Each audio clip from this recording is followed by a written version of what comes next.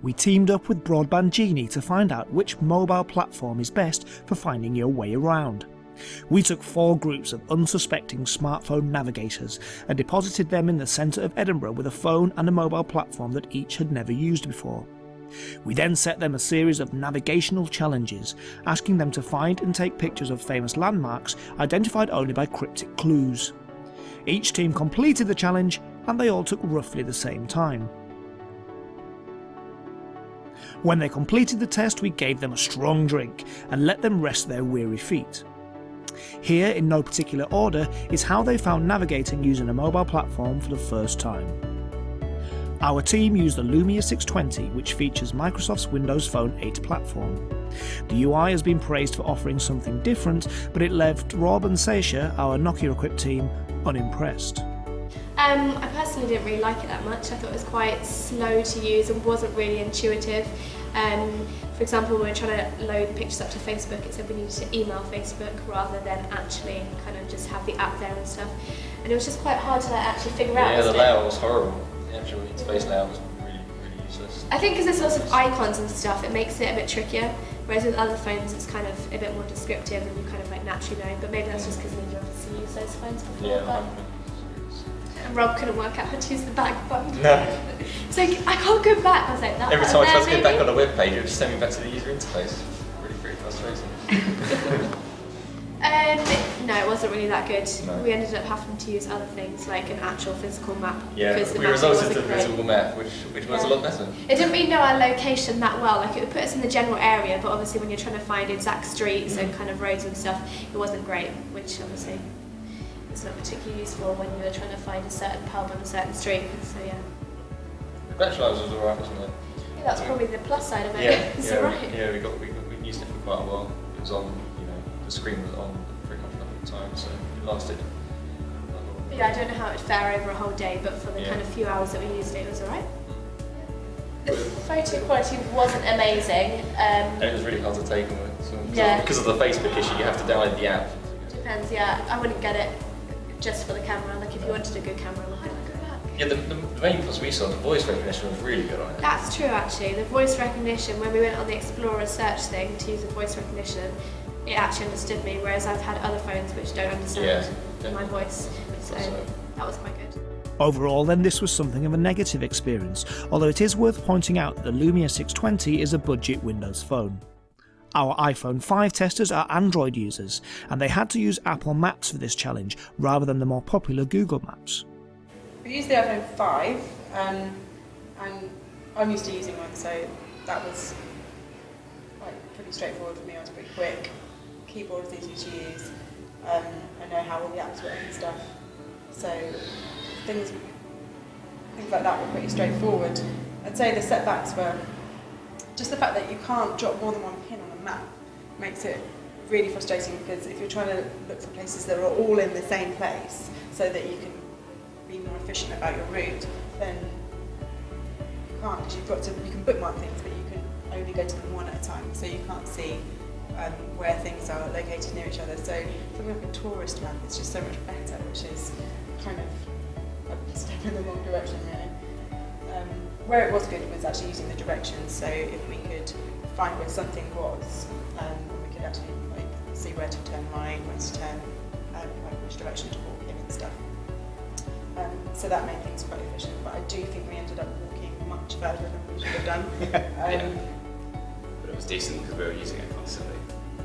With more than one app running, so pretty decent. Yeah, 2 hours is pretty good. I had other people's run down a lot quicker.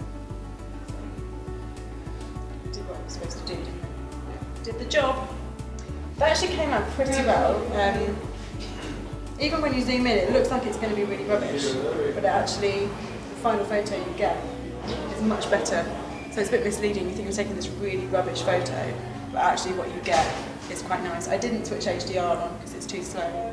It's nice that you can actually change the focus and stuff, which means you can take nicer photos.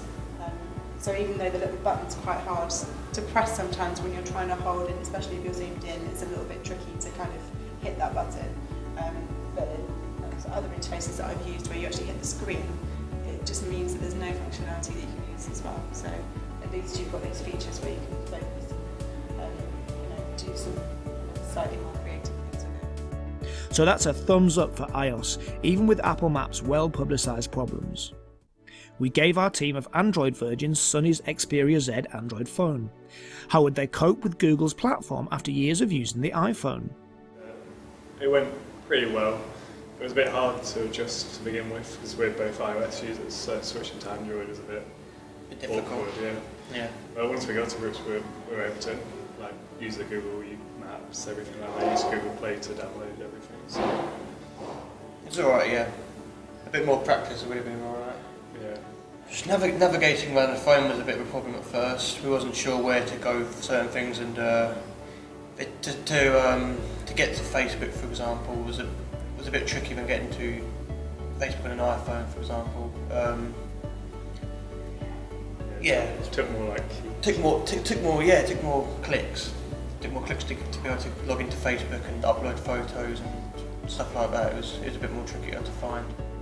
In general, we just mainly searched postcodes, and then kind of because it's relatively close around here, we just went postcode and then saw where we needed to go anyway from there. So it wasn't too bad. Battery life didn't seem that good. We started on about 98 and we were down to 60 by the time we finished, and we were only doing it for about an hour and we finished about an hour and a half, so it could have been a lot better. That could have been perhaps to do with the fact that we were switching to Facebook, to camera, to all over the phone. So yeah, camera's probably the best feature of the phone. Really big screen, so you can always see. And it was quite a lot. It was really sunny today, so I love glare, and it coped with that really well. Really well, yeah. Compared to the iPhone, it's pretty special. It's quite big. Yeah, for us it was too big. We wouldn't use it ourselves just because we're used to it. Tried to slot it into a pocket, and it wasn't as comfortable as an iPhone. No, nowhere near. So on that front, it wasn't the greatest size, but the main feature was the camera by a long way. It's pretty amazing. A mixed bag then, but it's fair to say that Android has come a long way. The BlackBerry Z10 uses BlackBerry 10, a radical departure from past BlackBerry devices, taking design cues from the iPhone and big screen Android smartphones. But how does it work as a navigational tool? It's quite long as a phone. That's the best thing I noticed. Yeah, it's definitely bigger than It- yeah. like an iPhone. I think it's an improvement from obviously the traditional BlackBerry with the QWERTY keyboard, and it's definitely a big step up in terms of usability and features. Just I'm not too sure about the lack of software, what's available, and what you can actually do, but I think there's quite a bit of innovation still in there. Some of the zoom features were kind of, once Yeah. you picked somewhere, it automatically zoomed you out. Yeah, So it's that's- quite difficult to zoom back in. You had to kind of go through the whole process again. Otherwise, it seemed fairly accurate. I didn't see any sort of discrepancies in the actual places that we had to find where the map said they were. So It did exist. Okay, so when we started the task, we had about 3/4 of a full battery, and roughly half an hour to an hour Yeah. within the task, the battery was virtually dead. Which obviously, if you're kind of doing long journeys, it's not going to be great for that. I think obviously we were doing a lot of heavy tasks with it that I probably would expect a bit more, considering doing those tasks on a similar smartphone, like any old Android device, even an iOS device. I'd probably expect a few more hours of battery life just for those tasks alone. So I'm not really too impressed. It's a good camera, really good quality. Easy to use as well. Definitely easy, Yeah. definitely easy. Yeah. And from what I was seeing on the device, the end results were clear. And I'm sure they'd look equally as good on another device or on a computer screen. So. It's just a BlackBerry. It's just It's a nice phone, and it's definitely the right step forward in terms of for a BlackBerry. Just imagine It's once got you- good potential. Yeah, once you're used to using it, you'll probably, it was becoming the norm. You'll probably quite like it, but I don't know. Yeah, I mean, the camera's good. The predictive keyboard I really liked. It's just, like swiping up to finish your words. Really good feature. Clearly then, BlackBerry 10 is a big step forward for BlackBerry, but a phone giant may need to take further steps in order to convince non-BlackBerry users. All of the teams completed their challenge, and all found things they liked about each platform. If we had to choose a winner from the responses of the teams, it would be the iPhone, but the gap has all but closed between Apple and Windows Phone, Android and BlackBerry, as there is something for all users to love in each of the mobile worlds.